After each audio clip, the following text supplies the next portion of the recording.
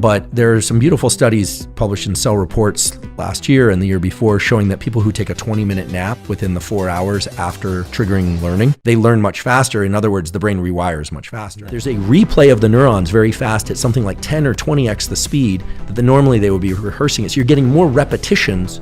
Where was that tool when I was going through school? Yeah, exactly. And learning is a two-stage process. And the learning I'm referring to is specifically deliberate learning.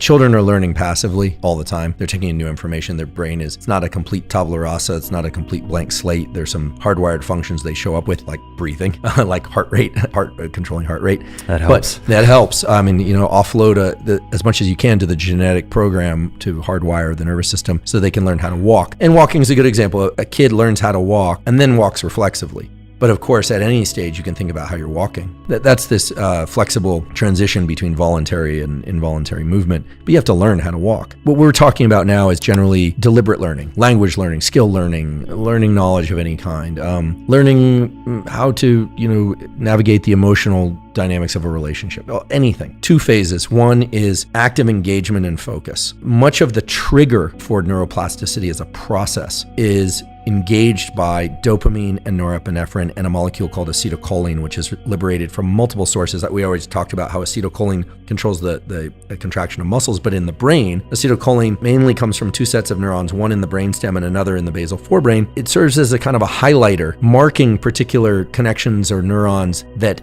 later stand a chance to become stronger. So let me give an example. I don't speak a second language, but let's say I decide I was going to learn conversational French. I would learn some nouns or some verbs. I would focus on this, and the greater degree of focus that I bring, the greater amount of acetylcholine is released at that time at the particular locations in the brain that are involved in enunciating the words and writing the comprehension, multiple spots within the brain. That kind of marks those or flags those areas as potentially changing later. But the actual rewiring of the nervous system happens during states of deep sleep or sleep-like states. So when we say neuroplasticity, the brain's ability to change in response to experience, that's a 2-part process. It's a process. It's not an event. We always think about things as events, but in biology, almost everything is a process. The takeaway from this is, in order to learn at any age, most critical thing is that you bring as much focus and active engagement to the learning, the encoding of the information, bringing in the information, and then that you get into a state of deep rest as quickly as possible. Typically, that would be the night after you learn, after you have this trigger. But there are some beautiful studies published in Cell Reports last year and the year before showing that people who take a 20-minute nap within the 4 hours after triggering learning, or people that do a non-sleep deep rest type protocol, even just sitting there quietly and not doing anything, they learn much faster. In other words, the brain rewires much faster. Isn't that interesting? It's very interesting, and what's happening is very interesting. We've long known that during sleep, there's a replay of the neurons in the same sequence that they were played during the activity in the earlier in that day. Sometimes even backwards for some reason. It's like the song's played backwards at night. Who knows why? I don't think we should focus too much on that right now. But that replay is the consolidation of the information. You learn. This is why you try something physically, try it physically. You can't do it, and then you come back a week later and voila, you can do it. You had the opportunity to change the neural circuits so that now you can do it. These non-sleep deep rest or these shallow naps of 20 to 30 minutes also create a replay or a firing of the neurons. But there's an additional tool. Get as focused as you can, but then relax as deeply as you can. For how long? If you're going to be focused on something, is there a certain amount of bandwidth we have where it's productive and then it becomes unproductive? Yeah, and it varies for people, and some people use pharmacology to override what I'm about to say, but generally after about 90 minutes, we exist on these so-called 90-minute ultradian cycles. Everything in sleep is a 90-minute cycle, everything in waking is a 90-minute cycle. If you sit down to work, you're like, all right, I'm finally doing it. I'm gonna turn my phone off, I'm gonna write this book. People think that the expectation is that you're gonna be like a beam of focus for 90 minutes. That's not the case. You can flicker in and out. You're gonna get distracted, you bring yourself back. Focus is an active process of bringing that spotlight of attention back. It's always much easier without the phone. Much easier without the phone. Much easier using a program called Freedom, free program online where you can just turn off the internet. It's very painful, as you know, and yet there's something deeply satisfying about completing one of these 90-minute bouts. You really feel good in your brain and body because we were actually designed to do this. It definitely feels like a grind at some stage. Oh yeah, and that friction and that anxiety sometimes that we feel is adrenaline. It's supposed to be stressful to learn. It's this idea that we just sit back and learn, or that, movies have really destroyed the notion of learning. The idea that you're going to like pick up the sword and suddenly have the skills. Forget it. It's like, this doesn't work that way. Some days are good and some days are worse. If you slept better, generally it's better. People are always trying to optimize how much caffeine, background noise, yes music, no music. You have to tweak things according to your circumstances. But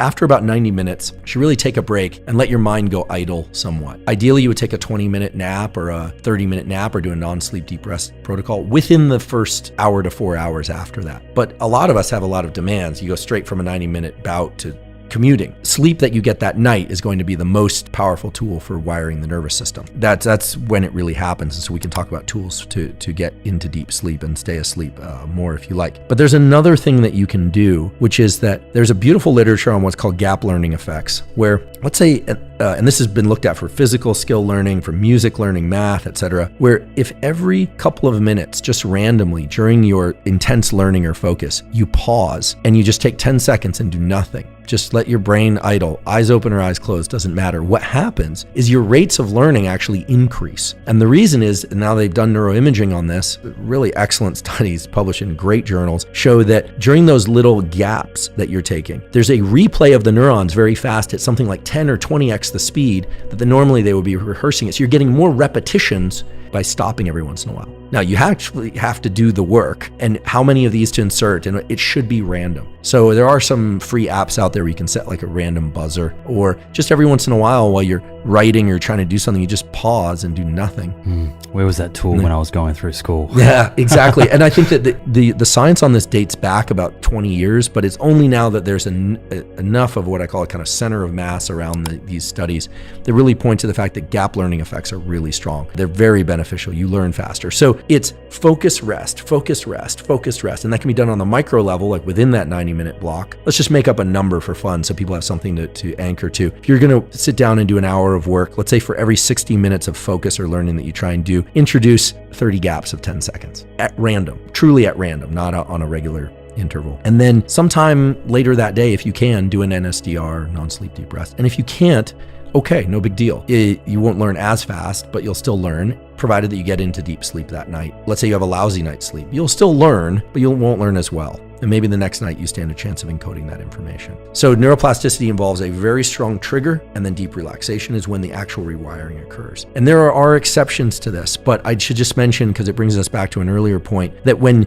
you think about the tools that people use to enhance focus, Ritalin, Adderall, L-tyrosine, excessive amounts of caffeine, nicotine, those all help with the trigger part, but they don't help with the relaxation part. And so a lot of people don't learn, they just get really good at doing, but they don't actually learn. So very effective people, regardless of workplace or activity, sport or cognitive work or otherwise, perform very well because they're very good at regulating the seesaw of focus, relax, focus, relax. And in the long term, it also is very health enhancing as opposed to health depleting. I mean, I know a dozen or more people who have done very, very well in business or academia who are a mess. They're physically a mess, they're emotionally a mess, they're mentally a mess, their relationships are a mess. People that I consider successful are people that are very successful in multiple domains of life, and that almost always correlates with an ability to engage and disengage, deliberately engage and deliberately disengage.